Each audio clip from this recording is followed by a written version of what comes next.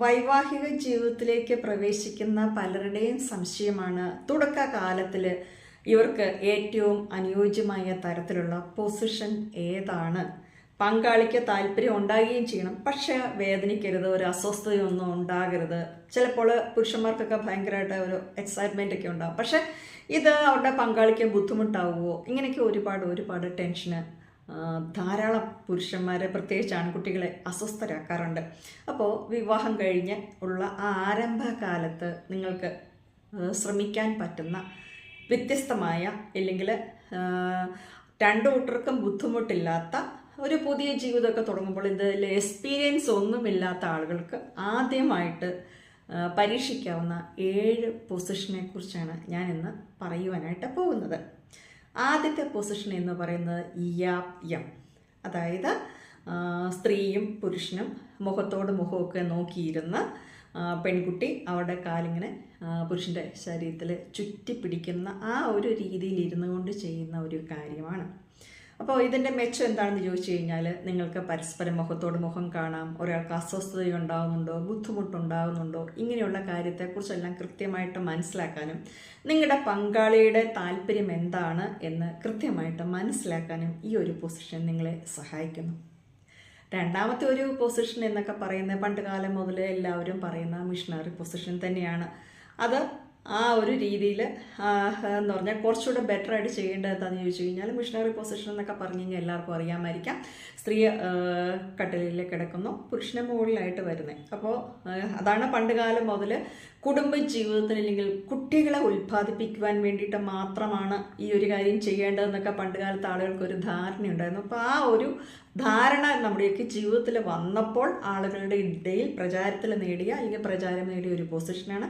അപ്പോൾ ഇത് ചെയ്യുമ്പോൾ എന്ത് ചെയ്യണം, ഒരു പില്ലോ കൂടെ സ്ത്രീയുടെ നടുവിൻ്റെ ഭാഗത്ത് അല്ലെങ്കിൽ നിതംബ ഭാഗത്തിന് മുകളിലായിട്ട് ഇങ്ങനെ വെച്ച് കൊടുത്തു കഴിഞ്ഞ് കഴിഞ്ഞാൽ അത് വലിയ ബുദ്ധിമുട്ടൊന്നുമില്ലാതെ തുടക്കകാലത്ത് പരീക്ഷിക്കാവുന്ന ഒരു കാര്യമാണ്. മൂന്നാമത്തെ ഒരു പൊസിഷൻ എന്ന് പറയുന്നത് സ്ത്രീ മുകളിലായിരിക്കുന്ന ഒരു രീതി. ഇതാണ് പരമ്പരാഗതമായ ഇന്ത്യൻ സ്റ്റൈൽ. അതായത് ഈ മിഷണറി പൊസിഷൻ്റെ ഒക്കെ ആവിർഭാവം, അല്ലെങ്കിൽ അങ്ങനെ ഒരു സങ്കല്പം നമ്മുടെയൊക്കെ മുന്നിൽ വരുന്നതിന് മുന്നേ തന്നെ പരമ്പരാഗതമായ രീതിയിൽ ഇന്ത്യൻ കൾച്ചറിൻ്റെ ഒരു പ്രത്യേകത എന്ന് പറയുന്നത് ഭാരം കുറഞ്ഞ സ്ത്രീ പുരുഷന് മുകളിലായിരിക്കുക. അപ്പോൾ സ്ത്രീക്ക് ചലന സ്വാതന്ത്ര്യം ഉണ്ടായിരിക്കുക, അവർക്കൊരു ബുദ്ധിമുട്ടുണ്ടാകാതിരിക്കുക.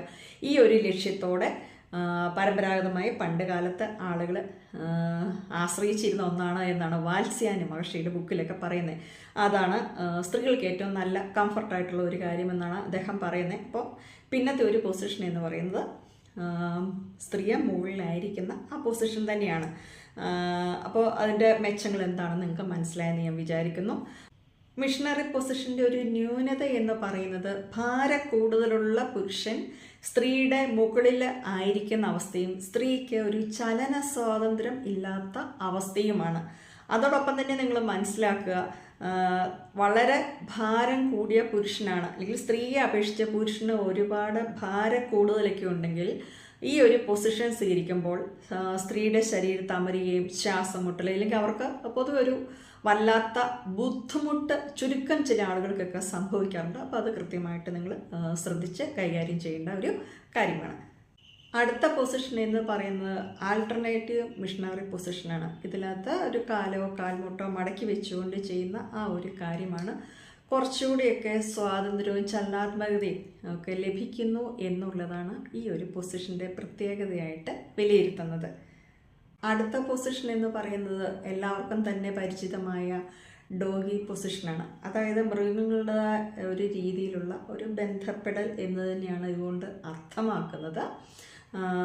അതായത് കട്ടിലിൽ മുട്ടുകുത്തിയിരിക്കുന്ന ഒരു സ്ത്രീയുടെ പിൻഭാഗത്തൂടെ ഉള്ള ആ ഒരു കാര്യമാണ് ഇതുകൊണ്ട് ഉദ്ദേശിക്കുന്നത്. അപ്പോൾ ഇതിലൊക്കെ എന്തെങ്കിലുമൊക്കെ സംശയങ്ങളുണ്ടെങ്കിൽ ഇന്നത്തെ കാലത്ത് ഇൻ്റർനെറ്റിലേക്കൊക്കെ നോക്കിക്കഴിഞ്ഞാൽ നിങ്ങൾക്ക് അതിൻ്റെ ചിത്രങ്ങൾ സഹിതം കിട്ടും. അതുപോലെ തന്നെ സ്ത്രീകളൊക്കെ ആണെങ്കിലും പുരുഷന്മാരാണെങ്കിലും സാധിക്കുന്നവരൊക്കെ എപ്പോഴെങ്കിലുമൊക്കെ നമ്മുടെ വാത്സ്യായന മഹർഷി രചിച്ച ആ കാമശാസ്ത്രം എന്ന ബുക്ക് ഒരു തവണയൊക്കെ വായിച്ച് മനസ്സിലാക്കുന്നത് വളരെ നല്ലതായിരിക്കും. കാരണം പലരുടെയും ലൈംഗിക ജീവിതത്തിൻ്റെ പ്രശ്നങ്ങളുടെ കാരണം, അല്ലെങ്കിൽ ഡിവോഴ്സൊക്കെ ഒരുപാട് ആളുകളുടെ ഇടയിൽ സംഭവിക്കുന്ന അവിഹിത ബന്ധങ്ങളൊക്കെയും ഈ ഒരു സെക്ഷൽ ലൈഫിൻ്റെ പ്രാധാന്യം അറിയത്തില്ലാതെ, അതായത് ഭക്ഷണവും വസ്ത്രവും മാത്രം മതി എന്നാണ് പലരും ധരിച്ചു വെച്ചിരിക്കുന്നത്. അതുപോലെ തന്നെ ഇതൊരു ബയോളജിക്കൽ നീഡാണ്. അപ്പോൾ കഴിഞ്ഞ ദിവസം ഞാനിത് പറയാനുണ്ടായ പ്രധാനപ്പെട്ട കാരണം എന്ന് പറയുന്നത് 60 വയസ്സോളം പ്രായമുള്ള ഒരു പുരുഷൻ 44കാരിയായ ഒരു സ്ത്രീയെ വിവാഹം കഴിക്കുന്നു, അവർക്ക് ഒരു കുട്ടിയൊക്കെ ഇട്ട് കുറച്ച് കഴിഞ്ഞപ്പോൾ 60 വയസ്സുള്ള ഒരു പുരുഷൻ്റെ രീതി നമുക്കറിയാം. സാധാരണ രീതിയിൽ ആ ഒരു ലൈംഗിക ശേഷിയൊക്കെ പെട്ടെന്ന് കുറഞ്ഞു പോകും. സ്വാഭാവികമായിട്ടും സ്ത്രീക്ക് ഒത്തിരി പ്രായക്കുറവൊക്കെ ആകുമ്പോൾ അവർക്ക് ആ ലൈംഗിക വികാരങ്ങളുടെ ഏറ്റവും നല്ല പ്രായമായ എബവ് 40 എന്ന് പറഞ്ഞാൽ, അപ്പോൾ അവർക്ക് വേറൊരു പുരുഷനോട് താല്പര്യം തോന്നുന്നു, അയാളുമായിട്ടുള്ള ബന്ധത്തിൽ അവിഹിതമാണെന്ന് ഭർത്താവ് സംശയിക്കുന്നു. ഇനി അവിഹിതമാണെങ്കിൽ പോലും ഭർത്താവ് ചെയ്യേണ്ട കാര്യങ്ങൾ ചെയ്തു കൊടുക്കാനുള്ള ഒരു കഴിവ് അവർക്ക് ഇല്ല എങ്കിൽ, അതായത് നമ്മൾ വിവാഹത്തിലേക്ക് ഇറങ്ങുമ്പോൾ ഒത്തിരി കാര്യങ്ങൾ ശ്രദ്ധിക്കണം. ഒരു സ്ത്രീയെ തൃപ്തിപ്പെടുത്താനുള്ള കഴിവുണ്ടോ? സ്ത്രീകൾ ചിന്തിക്കേണ്ട കാര്യം, ഒരു ഭർത്താവിന് ചെയ്യേണ്ട കാര്യങ്ങളൊക്കെ ചെയ്യാനുള്ള കഴിവുണ്ടോ, അറിവുണ്ടോ? ഇതൊക്കെ അറിയാൻ പാടില്ലാണ്ട് തന്നെയാണ് ഒരുപാട് ആളുകളുടെ ജീവിതത്തിൽ ഒത്തിരി പ്രശ്നങ്ങൾ സംഭവിക്കുന്നത്. അപ്പം നമ്മൾ പറഞ്ഞു വന്നേ അതുകൊണ്ടൊക്കെ തന്നെ ഇതൊരു മോശപ്പെട്ട കാര്യമാണെന്നൊന്നും ധരിച്ചു വെക്കാതെ, പണ്ട് കാലത്ത് എല്ലാം മോശമാണല്ലോ, അപ്പോൾ അങ്ങനെയൊന്നും അല്ലാതെ ഇതെന്താണ് എന്ന ഒരു കാര്യത്തിൽ ഒരു തുറന്ന സമീപനവും ചിന്തയൊക്കെ വളരെ അത്യാവശ്യമാണ്. അപ്പോൾ വീഡിയോ ഒക്കെ എല്ലാവരും ഒന്ന് ലൈക്ക് ചെയ്തേക്കണം കേട്ടോ. നമ്മൾ അടുത്ത പൊസിഷൻ എന്താണെന്ന് പറയുകയാണ്. അടുത്ത പൊസിഷൻ എന്ന് പറയുന്നത് റിവേഴ്സ് കൗഗേളാണ്. അതായത് ഐ കോണ്ടാക്റ്റ് ഇല്ലാത്ത ഒരു പൊസിഷനാണ്. പുരുഷൻ മലർന്ന് കിടന്ന് കാൽമുട്ടുകളൊക്കെ ഉയർന്നു, സ്ത്രീ മടിയിൽ പുറംതിരിഞ്ഞിരിക്കുന്നു, അതാണ്. അപ്പോൾ ഇവിടെ സ്ത്രീക്കാണ് ഈ ഒരു കാര്യത്തിലുള്ള നിയന്ത്രണം മുഴുവനായിട്ടുള്ളത്.